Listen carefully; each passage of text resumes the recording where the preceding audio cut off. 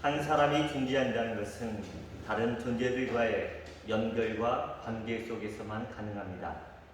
인간은 홀로 존재할 수 없는 나약한 존재이기 때문이죠. 타자의 필요와 고통의 호소에 반응을 보이는 것, 그런 반응 속도를 상호 반응을 통해 사회를 지속시키고 재생산하기 위해 인간이 행하는 모든 활동이 돌봄 활동입니다. 돌봄은 보는 것에서부터 시작합니다. 돌봄의 기본형은 돌보다입니다. 동사 돌보다는 돌다와 보다가 결합하여 만들어진 합성어로 돌아보다라는 의미를 가지고 있습니다. 국어사전에는 돌보다라는 것은 관심을 가지고 보살피는 것입니다. 관심은 무엇을 어떻게 보느냐가 중요합니다. 이처럼 보는 것에서부터 돌봄은 시작합니다. 기독교인의 시작은 어디서부터 시작될까요? 예수님을 믿는 믿음에서부터 시작할 것입니다. 그럼 그 믿음은 어디서 오는 걸까요? 바로 성령의 오심, 성령 강림을 통해서 믿음은 시작될 것입니다. 그 증거가 오순절 다락방에서 성령이 임하자 나약했던 제자들의 삶에 변화가 일어난 사건이 아닐까 생각해 봅니다. 나는 성령은 모르겠고 그냥 예수를 믿는데요 라고 말하는 사람도 있을 것입니다. 지식으로 머리로 믿는 믿음은 온전한 믿음이 될 수 없습니다. 성령이 임하지 않으면 온전한 믿음을 갖는 것은 매우 어렵습니다. 그러면 성령이 임하는 것을 어떻게 알 수 있을까요? 성령은 눈으로 보이는 것이 아니기에 사도 바울은 갈라디아서 5장 22절과 23절에 성령의 열매를 통해 우리들에게 일깨워주고 있습니다.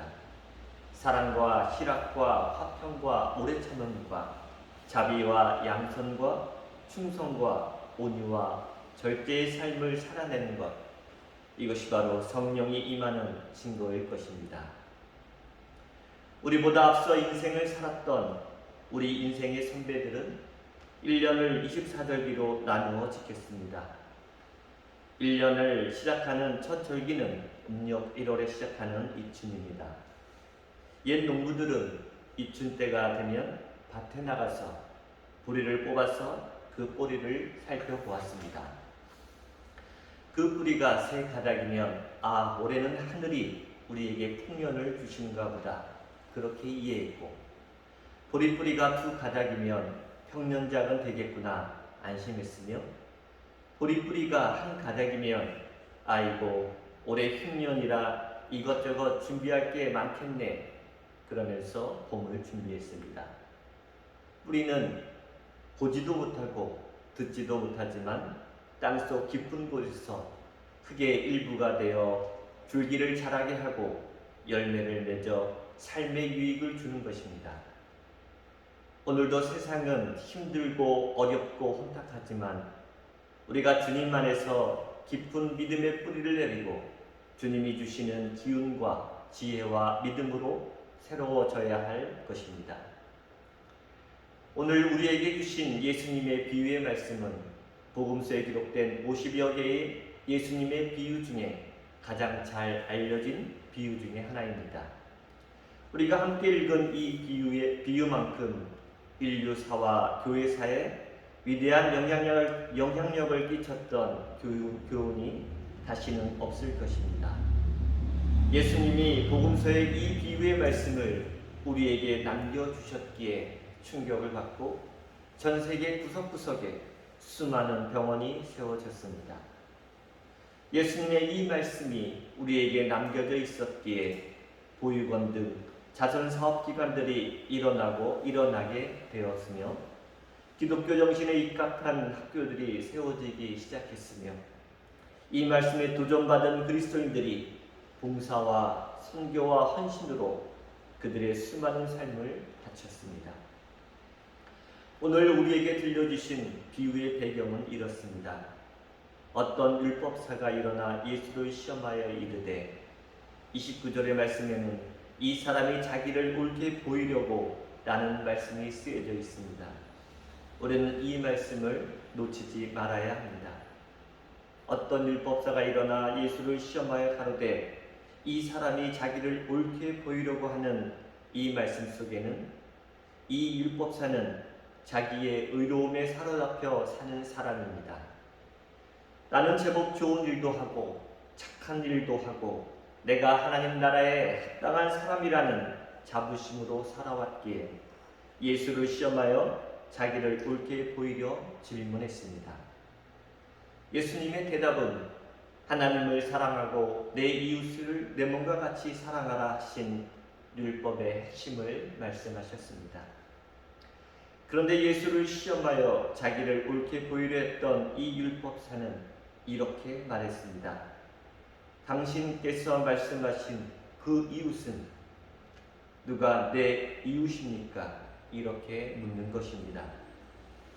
자기를 옳게 보이려고 애쓰는 사람, 나는 언제나 올바르고 선하기 때문에 하나님도 당연히 나를 인정해 주어야 한다고 믿고 있는 사람, 이 사람에게 자신의 정체를 깨닫게 하시기 위해 예수님의 위대한 비유가 시작되고 있습니다. 이 율법사는 분명히 하나님의 손길이 닿자 육체적으로나 영적으로나 나음을 얻고 회복받는 수많은 사람들을 지켜보았음에 틀림없습니다. 예수님께로부터 흘러나오는 사랑의 힘은 세상에서 아무도 돌보지 않는 사람들에게 흘러갔습니다. 예수님께로부터 흘러나온 사랑의 힘은 사회의 차별과 편견으로 위축된 사람들에게 흘러갔습니다. 예수님께로부터 흘러나오는 사랑의 힘은 사람들에게 거절당하고 격리당하는 서러운 삶을 사는 사람들에게 흘러갔습니다. 예수님께로부터 흘러나오는 사랑의 힘은 죄인이라 낙인 찍혀 손가락질 당하는 사람들에게 흘러갔습니다. 예수님께로부터 흘러나오는 사랑의 힘은 그날 먹고 사는 짐이 너무 무거워 신음하는 사람들에게 흘러갔습니다. 예수님을 시험하여 자신을 옳게 보이려 시험하러 나왔던 율법사는 예수님께서 이들을 고치시며 모자람을 채워주시며 회복시켜 주시는 모습을 듣고 보았음에도 불구하고 오늘 예수님께 당신께서 말씀하시는 이웃은 누구냐고 묻고 있는 것입니다. 그래서 예수님은 대답하시며 어떤 사람이 예루살렘에서 여리고로 내려가는데 라고 시작되는 이 비유의 말씀을 통해 5명의 등장인물을 우리에게 소개하고 있는 것입니다. 오늘 길거리에서 강도 만난 나그네가 있습니다. 그리고 나그네에게 강도질을 한 강도가 있으며 그리고 제사장과 레위인 그리고 마지막으로 사마리아 사람 이방인이 등장합니다. 오늘 우리가 너무나도 잘 알고 있는 이 예수님의 비유의 말씀을 듣고 있는 중에 우리가 꼭 생각해 봐야 할 것이 있습니다. 나는 이 등장인물들 중에 어디에 가까운 사람입니까? 세상에는 남에게 피해를 주는 사람도 있고 피해를 당하는 사람도 있습니다. 강도는 피해를 주는 사람이고 나그네는 피해를 당한 사람입니다.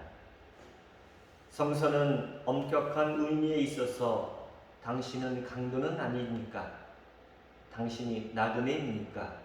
하고 묻고 있는 것입니다. 자신을 피해당한 나그네라고 생각하는 사람은 많겠지만 자기 자신을 강도라고 생각하는 사람은 많지 않습니다. 왜냐하면 강도란 폭력이나 협박 등 강제 수단을 써서 남의 재산을 강제로 빼앗는 도둑이 강도이기 때문입니다. 반면에 나그네란 자기 고향을 떠나 객지에 있거나 여행 중에 있는 사람이기 때문에 늘 주변의 눈치를 살펴야 하고 불안한 시간을 보내야 하는 사람입니다. 그래서 깊이 생각해 봐야 하는 것입니다. 나도 모르는 사이에 폭력이나 협박을 행사하는 것은 아니지만 또 칼이나 무기를 들고 있는 것은 아니지만은 가족들이나 이웃들에게 말로나 행동으로 상처를 주고 아픔을 주고 살고 있지는 않은지 이 말씀 속에 진지하게 생각해 봐야 하는 것입니다. 내가 살아온 경험으로 내 지위와 힘과 능력을 앞세워 다른 사람을 억누르고 윽박지르고 살고 있지는 않는지를 살펴야 하는 것입니다. 내가 아직 젊고 힘이 있기 때문에 내 지식과 누리고 있는 것들이 나를 교만하게 해서 누군가를 윽박지르며 살고 있지는 않은지를 이 복음의 말씀 속에서 우리는 살펴보아야 하는 것입니다. 최근에 만연하고 있는 갑질이라든지 차별이라든지 편견이라든지 혐오라든지 불평등이라든지 성차별이라든지 하는 이 모든 문제는 내 주변의 사람들로 받아들이지 못한, 그래서 자신이 올바르지 못한 사람이면서 항상 올바른 것처럼 보이려고 주님을 시험하러 나와 있는 율법사와 같은 사람이 바로 강도와 같은 사람인 것입니다. 또한 이 비유의 말씀을 듣는 사람들 중에 그러면 나는 내 이웃을 누구로 생각하는지를 생각해 보아야 합니다. 물론 우리는 사람을 내가 살아야 할 도구와 수단으로 보고 피해를 끼친 강도가 내 이웃이라 할 사람은 없습니다. 사람을 섬겨야 할 대상이 아니라 사람을 이용해서 나만 살고 보자는 이 강도를 내 이웃이라 말할 수 없습니다. 어떤 이유와 변명을 대든지 목적을 위해 수단과 방법을 가리지 않는 이 강도를 내 이웃이라 말할 수는 없습니다. 어쩌면 약간의 비난을 감수하더라도 제사장이나 레위인을 우리의 친구라 하며 이웃이라 했으면 좋겠다, 이런 생각을 하게 마련입니다. 그런데 보십시오. 제사장이나 레위인은 종교적인 지도자요, 사회의 지도자들입니다. 이들은 나그네의 길에 강도가 나타나지 못하도록 하는 일에 앞장서 했던 사람들입니다.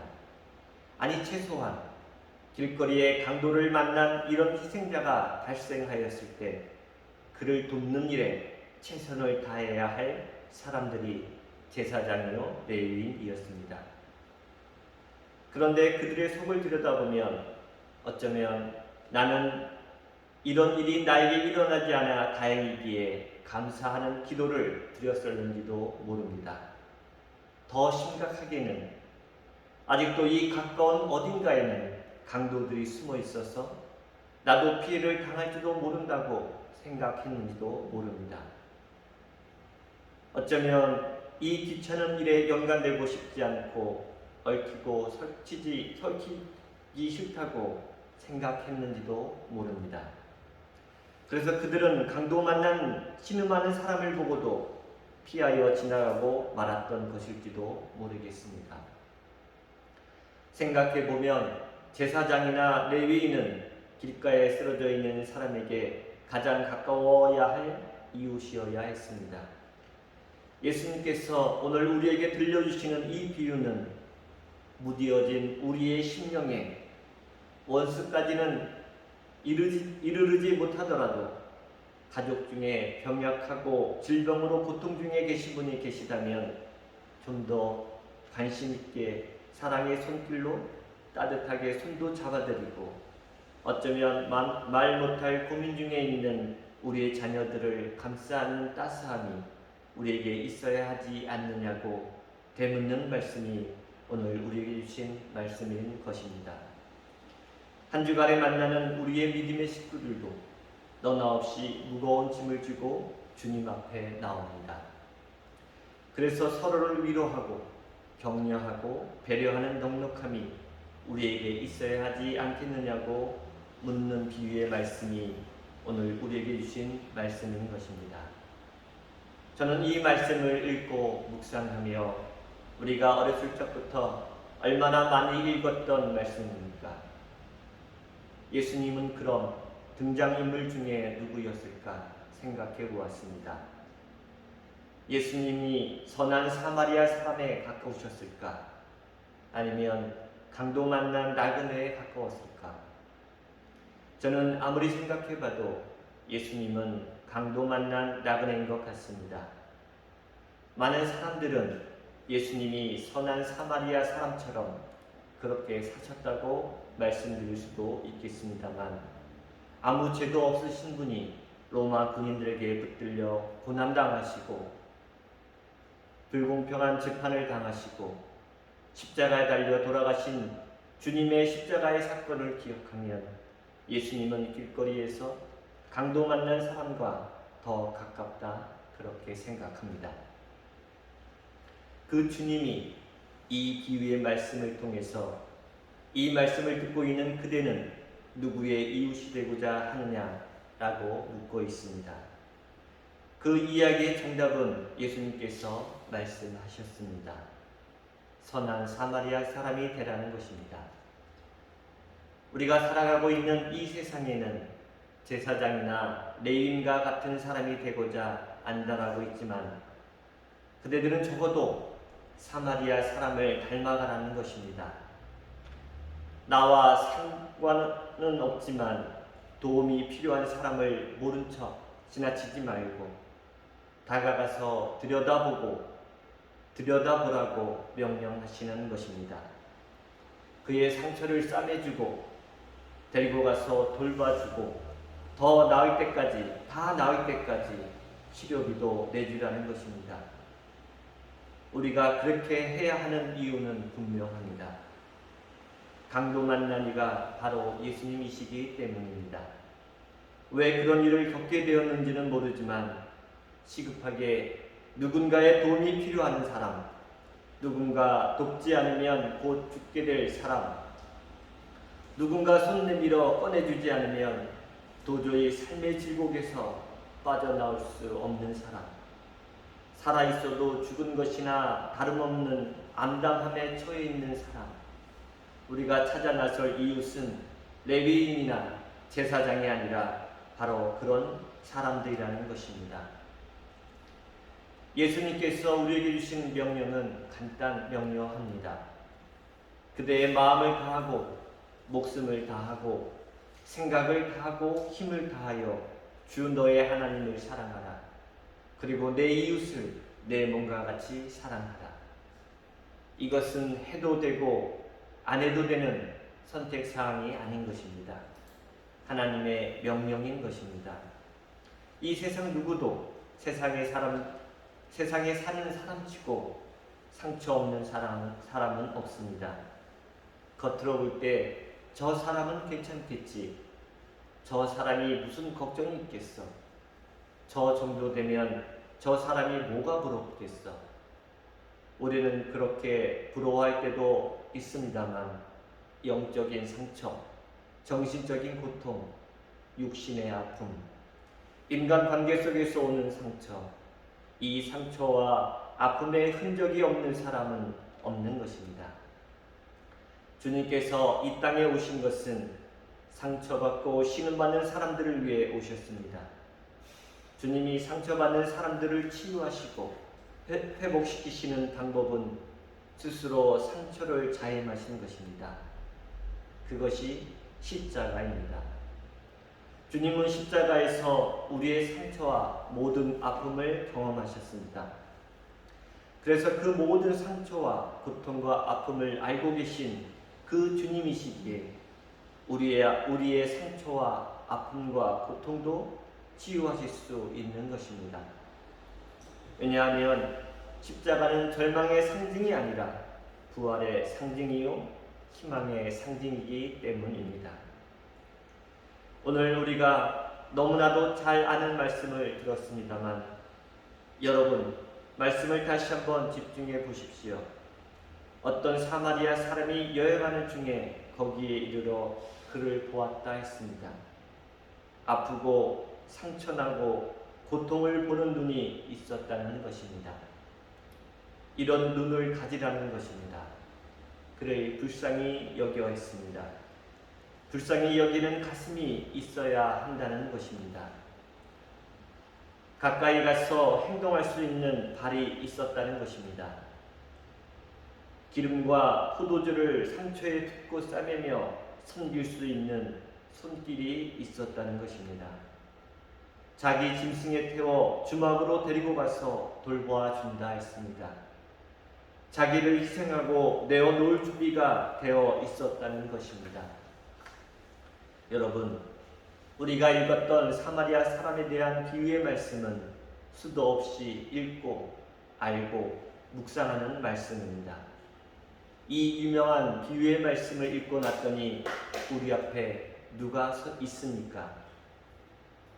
예수님이 우리 앞에 성큼 다가와 계신 것입니다. 그리고 우리의 마음에 그래 예수님의 가르침으로 살아야지 하고 다짐하게 되는 것입니다. 우리의 나머지의 날들 좀 더 너그럽고 따뜻하고 위로하고 배려하고 예수님을 믿고 따르는 사람들답게 보람있고 아름다운 흔적을 남기고 살아가는 그런 우리의 남겨진 날들 되어줄 수 있기를 주의 이름으로 축원합니다. 기도하시겠습니다. 사랑의 하나님, 우리로 하여금 아픔과 상처와 고통을 보는 눈이 있게 하여 주옵소서. 이 땅에 고통받는 이들을 불쌍히 여기는 가슴을 갖게 하여 주옵소서. 질곡의 장소에 신음하는 곳에 다가갈 수 있는 행동할 수 있는 발을 갖게 하여 주옵소서. 기름과 포도주를 상처에 붓고 싸매며 섬길 수 있는 손길을 갖게 하여 주옵소서.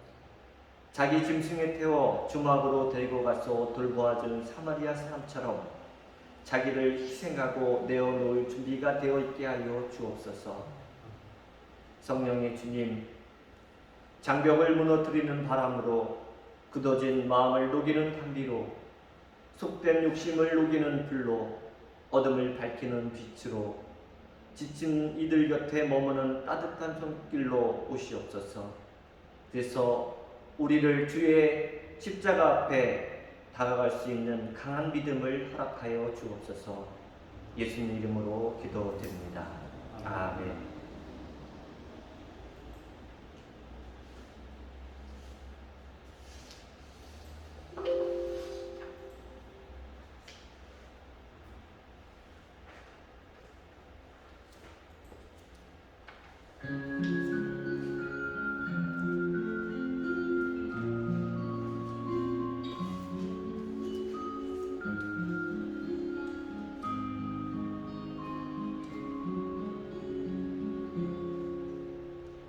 이 말씀 따라 사는 동안 지치지 않게 하시고 이 말씀 따라 사는 동안 주님 나라 이루소서. 이 말씀 따라 사는 동안 지치지 않게 하시고 이 말씀 따라 사는 동안 주님 나라 이루소서.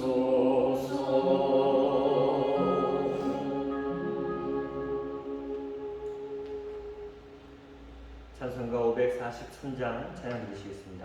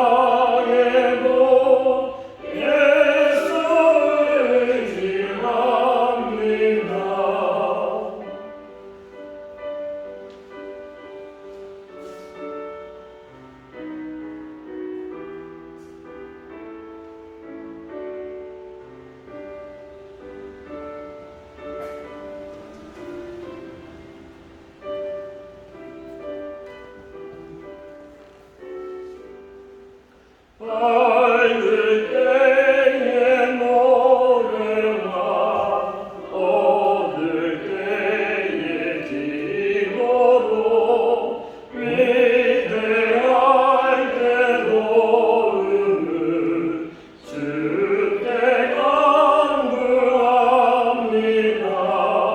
세월 지나갈수록 의지할 것뿐일세. 무슨 일을 당해도 예수 의지합니다. 생명이 있을 동안에 예수 의지합니다.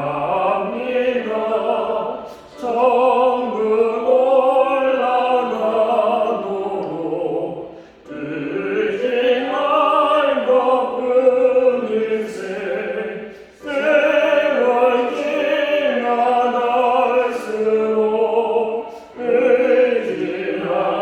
것뿐일세. 무슨 일을 당해도 예수 의지합니다.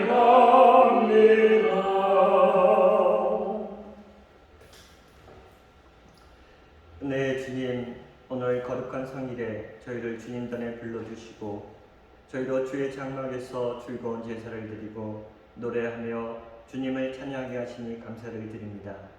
오늘도 주시는 말씀으로 저희 영혼이 풍성한 성령에 이르게 하시고 축복된 삶과 지혜의 삶을 살아갈 수 있도록